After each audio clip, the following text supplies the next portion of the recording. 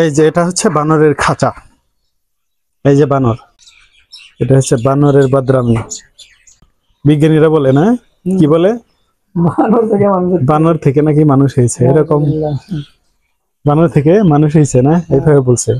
কিন্তু ইসলামের ইতিহাসে একটা কথা আছে যে মানুষ থেকে বানর হয়েছিল।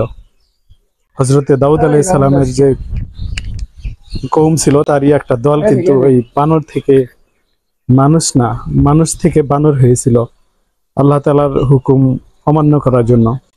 এই যে বানরের বাদরামি দেখতেছি, তো চার্লস ডারউইন তত্ত্ব দিয়েছেন যে বানর থেকে নাকি মানুষ হয়েছে। ইভলিউশন থিওরি বলে যে মানে মানুষের আদি পুরুষ নাকি মানে আদি প্রাণী নাকি বানর ছিল। কিন্তু আমরা ইসলামের ইতিহাস থেকে যেটা দেখি, মানুষ থেকে বানর নয়, বরং বানর থেকে মানুষ হয়েছিল।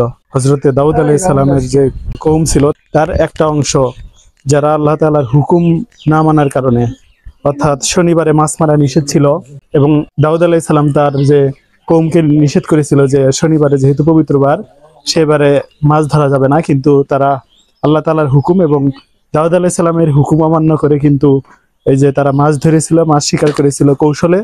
এই জন্য আল্লাহ তাআলা হযরতে দাউদ আলাইহিস সালামের যে কওমের একটা অংশকে কিন্তু এই মানুষ থেকে বানর বানিয়েছিল, এবং তারা 3 দিন বেঁচে ছিল ইসলামের ইতিহাস থেকে যেটা জানি।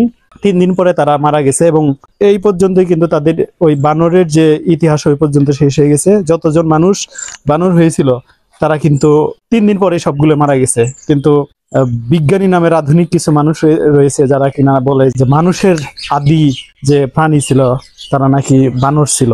এটা বিশ্বাস করা কিন্তু একদমই হাস্যকর বিষয় হবে, কারণ আমাদের আদি পুরুষ বা আদি মানব হচ্ছে, আদি নবী হচ্ছে, প্রথম মানুষ হচ্ছে পৃথিবীর হযরতে আদম আলাইহিস সালাম এবং হাওয়া আলাইহিস সালাম, আমরা জানি। কিন্তু ইতিহাস বিকৃত করেছে আমাদের তথাকথিত যারা বিজ্ঞানী রয়েছে তারা। হযরতে দাউদ আলাইহিস সালাম মহান আল্লাহ তাআলা মনোনীত একজন নবী ও রাসূল। কুরআনে বর্ণিত 25 জন নবীর মধ্যে তিনি একজন। মহাগ্রন্থ আল কুরআনে মহান আল্লাহ তাআলা হযরতে দাউদ আলাইহিস সালামের নাম 16 বার বলেছেন। তিনি হযরত সুলাইমান আলাইহিস সালামের পিতা ছিলেন। তিনি ছিলেন আদর্শ ও ন্যায়পরায়ণ বাদশা, যিনি ইসলামী ঐতিহ্যে সালাত ও রোজার ব্যাপারে মহান আল্লাহ তাআলার কাছে প্রশংসিত হন। অর্থাৎ মহান আল্লাহ তাআলা হযরতে দাউদ আলাইহিস সালামের রোজা এবং সালাতকে অত্যন্ত পছন্দ করতেন। রাসূলুল্লাহ সাল্লাল্লাহু আলাইহি সাল্লাম বলেছেন, আল্লাহ সুবহানাহু ওয়া তাআলার কাছে সবচেয়ে প্রিয় রোজা হযরত দাউদ আলাইহিস সালামের রোজা। তিনি একদিন রোজা রাখতেন এবং একদিন বিনা রোজায় থাকতেন। এ পর্বে আমরা শুনব কেন একদল লোক মহান আল্লাহ তাআলার হুকুমে মানুষ থেকে বানরে পরিণত হয়েছিল। এর আগে আপনি যদি এই চ্যানেলে নতুন হয়ে থাকেন তবে অবশ্যই চ্যানেলটি সাবস্ক্রাইব করুন। হযরতে দাউদ আলাইহিস সালাম বনি ইসরাইলের দ্বাদশ গোত্রের মধ্যে ইয়াহুদার বংশের সাথে সম্পর্কিত ছিলেন। হযরতে দাউদ আলাইহিস সালাম বনি ইসরাইলের সবকিছু তিনি দেখাশোনা করতেন। এজন্য মহান আল্লাহ তাআলা তাকে খলিফা হিসেবে আখ্যায়িত করেন। মহান আল্লাহ তাআলা তার উপর জাবুর কিতাব নাজিল করেন। ইংরেজি ভাষাভাষী দেশগুলোতে তিনি ডেভিড হিসেবে পরিচিত বা সেইন্ট ডেভিড হিসেবে পরিচিত। অল্প সময়ের মধ্যেই তিনি সিরিয়া, ইরাক, ফিলিস্তিন এবং পূর্ব জর্দানের সমস্ত এলাকা ও হেজাজের কিছু এলাকা তার নিয়ন্ত্রণে আসে।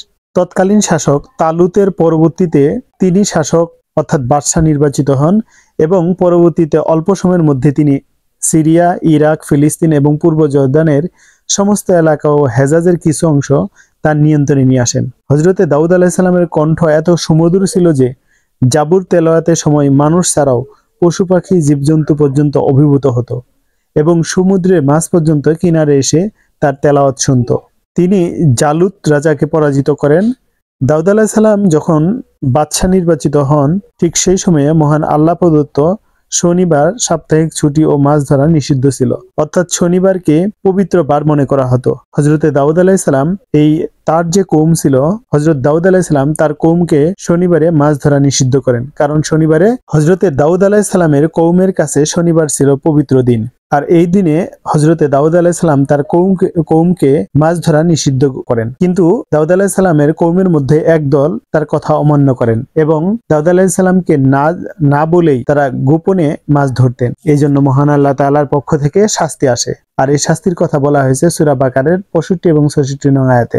মহান আল্লাহ তাআলা বলেন, তোমাদের মধ্যে যারা শনিবারের সীমা লঙ্ঘন করেছিল তাদের পরিণতি তোমরা নিশ্চিতভাবে জানো। আমি তাদের বলেছিলাম অধম বানর হয়ে যাও। আমি এটা তাদের সমসাময়িক ও পরবর্তী গণের জন্য দৃষ্টান্ত এবং সাবধানীদের জন্য উপদেশ স্বরূপ করেছি। বাইবেলে দাউদ আলাইহিস সালামকে সেন্ট লুইস ডেভিড নামে লেখা হয়েছে এবং ইহুদিরা তার মাজার ধরে রেখেছেন এখন পর্যন্ত, এবং এই মাজারের গেটের নাম দেওয়া হয়েছে কিং সেইন্ট ডেভিড। হযরত মুহাম্মদ সাল্লাল্লাহু আলাইহি সাল্লামকে উৎসাহ দিয়ে মহান আল্লাহ তাআলা বলেন, তারা যা বলে তাতে আপনি সবর করুন এবং আমার শক্তিশালী বান্দা দাউদকে স্মরণ করুন, সে ছিল আমার প্রতি প্রত্যাবর্তনশীল। মহান আল্লাহ তাআলা সূরা নাবার 10 থেকে 11 নং আয়াতে হযরত দাউদ আলাইহিস সালামের দক্ষতার কথা বর্ণনা করেছেন। অতএব হযরতে দাউদ আলাইহিস সালাম ছিলেন মহান আল্লাহ তাআলা প্রেরিত একজন নবী এবং রাসূল। আসমানি যে 4টি বড় গ্রন্থ রয়েছে তার মধ্যে একটি তার উপর নাজিল করা হয়। মুসলমানরা হযরত মুহাম্মদ সাল্লাল্লাহু আলাইহি সাল্লাম সহ ইসলামে যে নবীর কথা বলা হয়েছে সকলকে শ্রদ্ধা ভরে স্মরণ করে।